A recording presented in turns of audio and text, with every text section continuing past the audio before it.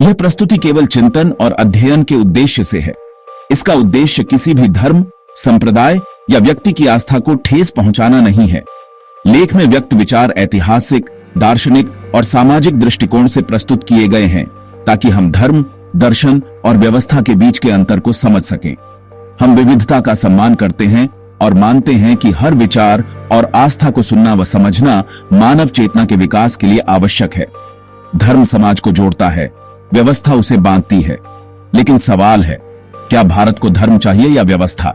सभ्यता तब टिकती है जब धर्म चेतना बने और व्यवस्था इंसानियत का साथ दे। क्या आज का भारत इस कसौटी पर खरा उतर रहा है? डॉक्टर कलाम का सपना था विज्ञान और अध्यात्म का संतुलित भारत। लेकिन आज का भारत किस ओर बढ़ रहा है, धर्म की ओर या व्यवस्था की ओर? पिछले भाग में हमने समझा कि धर्म और मजहबी व्यवस्था में मूलभूत अंतर क्या है। धर्म चेतना से उपजता है, जबकि मजहबी व्यवस्था आदेश और नियंत्रण पर आधारित होती है। हमने देखा कि सनातन धर्म एक नदी की तरह है जो स्वतः बहती है और जीवन देती है, जबकि मजहबी व्यवस्था नहर की तरह है जो बंधी, नियंत्रित और सीमित होती है। धर्म अनुभव और प्रश्नों से आगे बढ़ता है, लेकिन जहां प्रश्न पूछने की मनाही हो वहां विकास रुक जाता है। साथ ही हमने प्रकृति से यह शिक्षा ली कि यदि मनुष्य समय और परिस्थितियों के साथ अपने विचार और चेतना का विकास न करे तो उसका जीवन और समाज दोनों ठहर जाते हैं। जीवन सुखद नहीं बल्कि जड़ हो जाता है। और यही हमने दर्शकों से यह प्रश्न छोड़ा था कि क्या कठोर मजहबी व्यवस्थाओं में ऐसा लचीलापन और विकास संभव है? अब इस दूसरे भाग में हम उसी चर्चा को और गहराई से आगे बढ़ाएंगे। सबसे अहम सवाल यह है कि धर्म का असली आधार क्या है? धर्म ग्रंथ, व्यवस्था, चेतना या दर्शन? क्या केवल मान लेना ही धर्म है, या धर्म वह है जो हमें प्रश्न पूछने, समझने और अनुभव करने की आजादी देता है? यहां हमें यह भी देखना होगा कि धर्म और दर्शन एक दूसरे से कैसे जुड़े हैं, धर्म ग्रंथ और व्यवस्थाएं हमारी चेतना को कैसे प्रभावित करते हैं, और क्यों सनातन धर्म मुक्त चेतना का मार्ग खोलता है जबकि कठोर मजहबी व्यवस्थाएं उसे बांध देती हैं। तो आइए बढ़ते हैं इस यात्रा के अगले चरण की ओर। सनातन में वेदों में कहा गया है, आनुभद्रः कृतव्यो यन्तु विश्वतः, अर्थात सभी दिशाओं से श्रेष्ठ विचार हमारे पास आए। ज्ञान को अनंत कहा गया है। क्यों? क्योंकि ज्ञान सीमित नहीं होता, वह निरंतर विकसित होता है। किसी भी विचार को अंतिम और अपरिवर्तनीय मान लेना चेतना की संभावनाओं को सीमित कर देता है। सिर्फ मानने से क्या नुकसान होता है? चेतना सीमित हो जाती है। सवाल पूछना मना है तो विज्ञान नहीं पनपेगा, नई सोच पाप है तो नैतिक प्रगति नहीं होगी। हर चीज पहले से तय है तो फिर इंसान का क्या योगदान? अगर जीवन का उद्देश्य केवल अनुसरण होता तो प्रकृति ने मानव को चिंतन और विवेक की क्षमता क्यों दी? अब अंतिम बात, निष्कर्ष के रूप में, धर्म जब अनुभव और चेतना से उपजा तो विकास करता है। लेकिन जब धर्म केवल पालन का विषय बन जाए और उसमें अनुभव या विवेक की जगह न हो, तब वह चेतना को मुक्त करने के बजाय सीमित कर देता है। चेतना की यात्रा अधूरी रह जाती है। सच तो यह है, सच्चा धर्म वही है जो जानने, जीने और अनुभव करने को प्रेरित करे। धर्म चेतना को दबाता नहीं, प्रकट करता है। यह आत्मा को मुक्त करता है, भय या दंड से नहीं, स्वानुभव से। कोई पाप और पुण्य बाहर से नहीं आता, वह मन की दशा और कर्म की ऊर्जा का परिणाम है।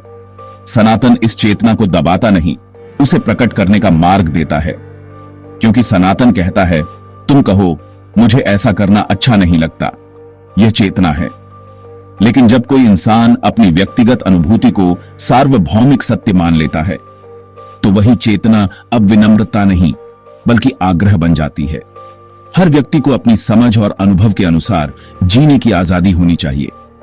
लेकिन जब कोई अपनी मान्यता को अंतिम सत्य मानकर दूसरों की सोच या आजादी पर प्रतिबंध लगाने लगे तो वह चेतना नहीं, कट्टरता बन जाती है। अपनी चेतना से किसी बात को समझना और उसे साझा करना स्वाभाविक है, लेकिन दूसरों की राह में बाधा बनना चेतना का नहीं, आग्रह का स्वरूप है। अगर आपकी चेतना से उपजा विचार दूसरों की मदद करे तो वह मार्गदर्शक है, लेकिन अगर वही विचार दूसरों की राह में दीवार बन जाए तो वह चेतना नहीं, नियंत्रण है। सनातन धर्म चेतना को सम्मान देता है पर कट्टरता को नहीं, क्योंकि चेतना अनुभव से उपजती है और कट्टरता भय, संकीर्णता और नियंत्रण से। इसलिए गीता में कहा गया, स्वधर्मे निधनम श्रेयः प्रधर्मो भयावह, अर्थात अपने स्वभाव और कर्तव्य के अनुसार जीना, यही धर्म है। अपने स्वभाव और धर्म के अनुसार चलना आत्मसंवर्धन का मार्ग है और अपने मौलिक स्वरूप से भटकना आत्मविस्मृति की ओर ले जा सकता है। तब समाज में असंतुलन पैदा होता है। सनातन धर्म सभी विचारों की स्वतंत्रता और चेतना के विकास में विश्वास करता है।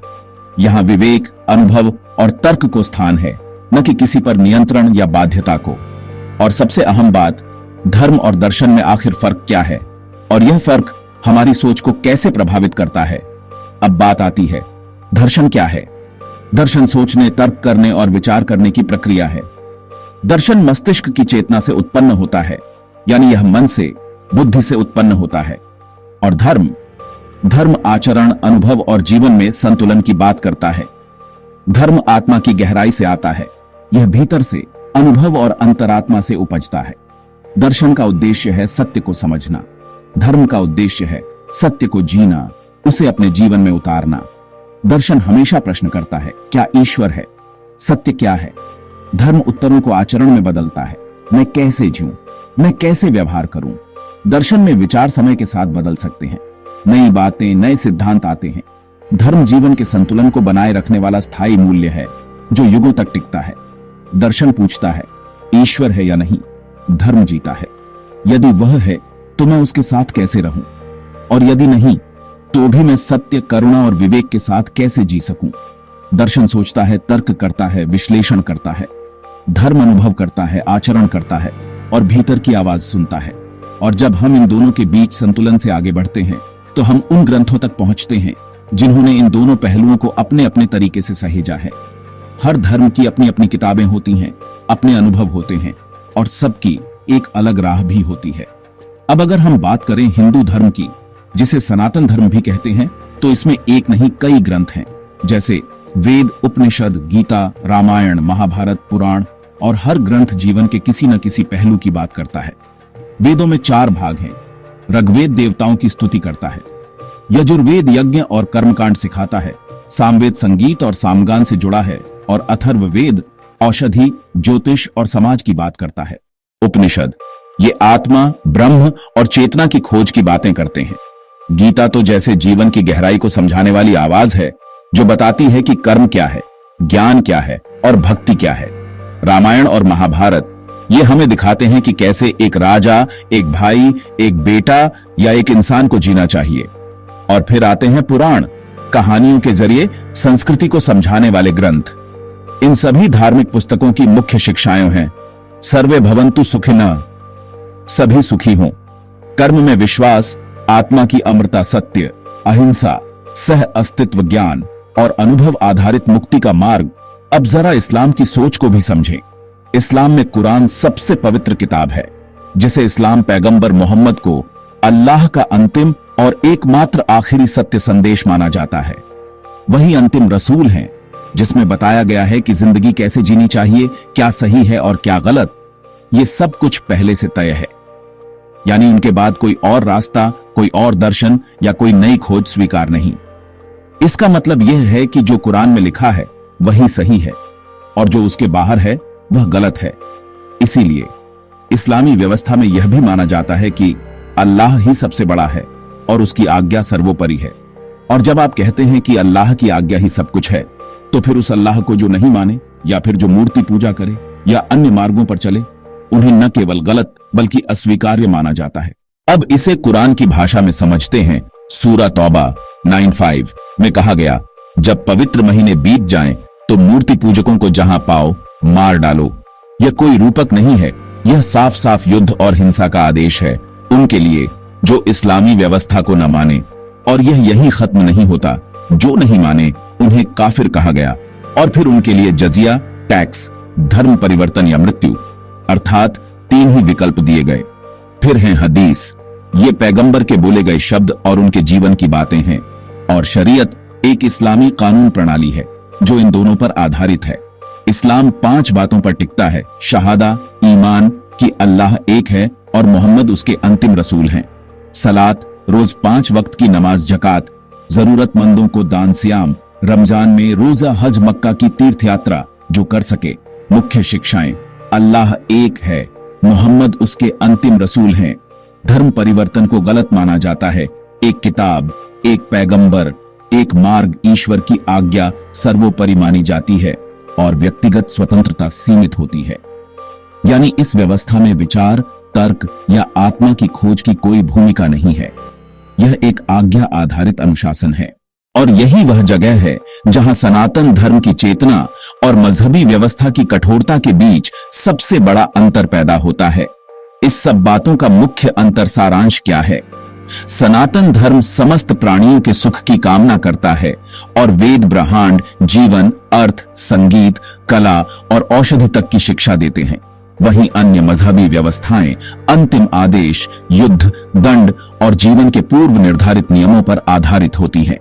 भारत के पूर्व राष्ट्रपति डॉक्टर एपीजे अब्दुल कलाम ने भी बार बार प्रस्तुत किया कि महाभारत में धर्म का केंद्र न्याय और चरित्र की सुंदरता है। महाभारत और भगवद गीता यह बताते हैं, धर्म क्या है जीवन में? जहां हृदय में धर्म होता है वहां चरित्र में सुंदरता होती है। जहां चरित्र सुंदर होता है वहां घर में सामंजस्य होता है। जहां घर में सामंजस्य होता है वहां राष्ट्र में व्यवस्था होती है और जहां राष्ट्र में व्यवस्था होती है वहां पूरे विश्व में शांति होती है। इसका अर्थ यह है कि विश्व शांति की शुरुआत हर इंसान के भीतर के धर्म से होती है। यह सनातन दृष्टि है कि जब हम अपने भीतर को सुधारते हैं तो धीरे धीरे पूरी सृष्टि में संतुलन आता है। तो सवाल यह है, धर्म का असली आधार क्या है? धर्म ग्रंथ, व्यवस्था, चेतना या दर्शन? धर्म का मूल आधार, असली बीज हमारी चेतना है, यानी वो आंतरिक समझ, संवेदनशीलता और नैतिकता जो हर इंसान में होती है। दर्शन चेतना को विचारों और तर्क के माध्यम से अभिव्यक्त करता है। धर्म ग्रंथ चेतना और दर्शन का लिखित रूप है।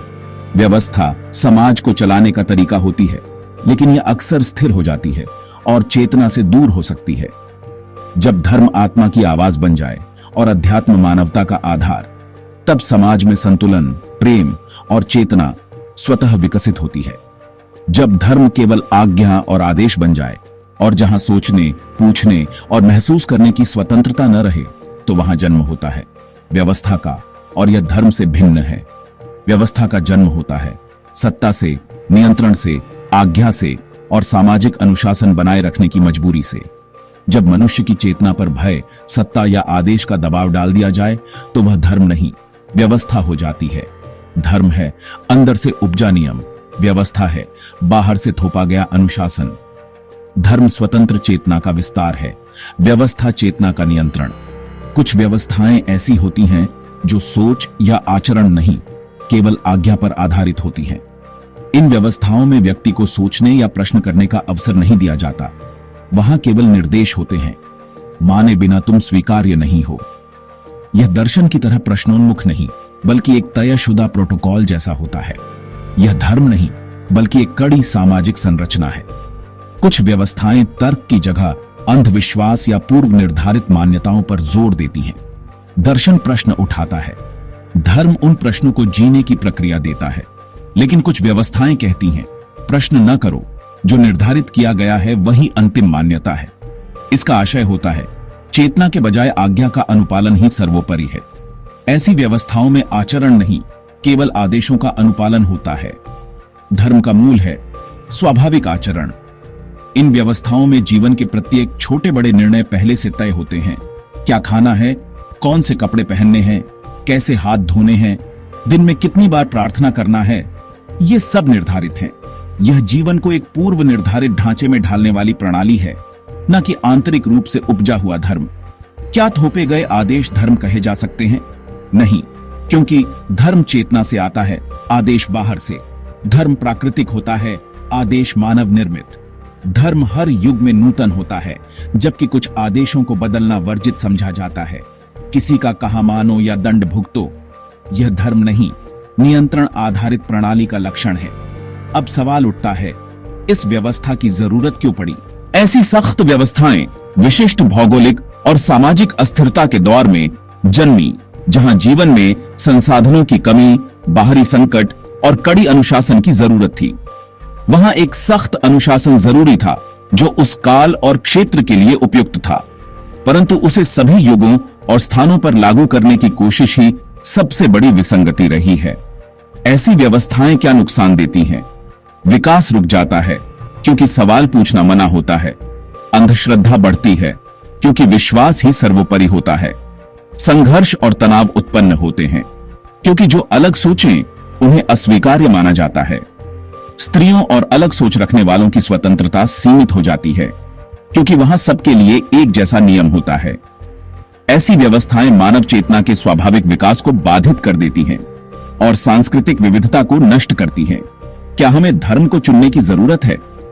नहीं, धर्म चुना नहीं जाता, यह जागता है अनुभव से। यह अंदर से आता है, प्रचार से नहीं। धर्म कोई पार्टी नहीं जिसे आप ज्वाइन करें। धर्म जब जीवन के साथ एक हो तो उसे अपनाना नहीं पड़ता, वह स्वतः प्रकट होता है। जब खुली स्वतंत्रता वाली धर्मधारा और थोपी गई व्यवस्था आमने सामने हो। कल्पना कीजिए दो समाजों की, जहां एक और व्यक्ति पूछ सकता है मैं कौन हूं, और दूसरी ओर व्यक्ति को कहा जाए तुम बस मानो, अन्यथा तुम्हारी निंदा की जा सकती है। पहला समाज विज्ञान, कला, दर्शन, संगीत, ध्यान को जन्म देगा। दूसरा समाज डर, कठोरता, हिंसा और अनुकरण से भर जाएगा। यह टकराव अब केवल विचारों में नहीं, पूरे समाज, राष्ट्र और मानवता की दिशा तय कर रहा है। निष्कर्ष, जहां प्रश्नों को स्थान है वहां दर्शन है। जहां उत्तरों को जीने की स्वतंत्रता है वहां धर्म है। जहां केवल आज्ञा है वहां व्यवस्था है, धर्म नहीं। ऐसी व्यवस्थाएं न तो दर्शन को फलने देती हैं, न आत्मचेतना को उभरने का अवसर देती हैं। वे एक विशेष समय और संस्कृति के लिए बने सामाजिक अनुशासन हैं जो चेतना आधारित मानव विकास में बाधा बनते हैं। अब प्रश्न उठता है, अब क्या करें? क्या सभी धर्मों का कोई जोर नहीं? इसका उत्तर है हां, है। डॉक्टर एपीजे अब्दुल कलाम यह भी समझाते थे कि हर धर्म के दो पहलू होते हैं, एक है धर्मशास्त्र और दूसरा है आध्यात्म। धर्मशास्त्र, प्रत्येक धर्म की अपनी परंपराएं, अनुशासन और पद्धतियां हैं जिन्हें छेड़ा नहीं जा सकता। आध्यात्म, सभी धर्मों में समान रूप से प्रेम, सेवा, करुणा, त्याग और समर्पण की बात करता है। उन्होंने कहा कि हर धार्मिक ग्रंथ को गहराई से पढ़ें तो एक बात हर जगह मिलती है, सोचो कि मैं क्या दे सकता हूं, न कि क्या ले सकता हूं। इसलिए डॉक्टर कलाम ने सुझाव दिया था कि धर्मों के आध्यात्मिक पहलुओं को जोड़कर एक सेतु बनाया जा सकता है। हम धर्मशास्त्र के उस भाग को न छेड़ें जो विशेष है, लेकिन आध्यात्म की उस आत्मा को उजागर करें जो सब में एक सी है। जब आध्यात्मिक चेतना धर्मों को जोड़ती है तभी वह समाज का पुनर्निर्माण करती है और सभ्यता को स्थायित्व देती है। यही डॉक्टर कलाम का सपना था, विज्ञान और अध्यात्म का संतुलित भारत। लेकिन अब सबसे बड़ा सवाल यह है, क्या भारत में धर्म बनाम व्यवस्था पर बहस आवश्यक है? क्या हम धर्म को चेतना से जोड़कर एक नए भारत का निर्माण कर सकते हैं? अगर आप भी मानते हैं कि यह बहस जरूरी है तो इस विचार को और आगे बढ़ाइए। वीडियो को लाइक कीजिए, अपने मित्रों और परिवार के साथ शेयर कीजिए और ऐसे ही विचारशील कंटेंट के लिए हमारे चैनल को सब्सक्राइब करना न भूलें।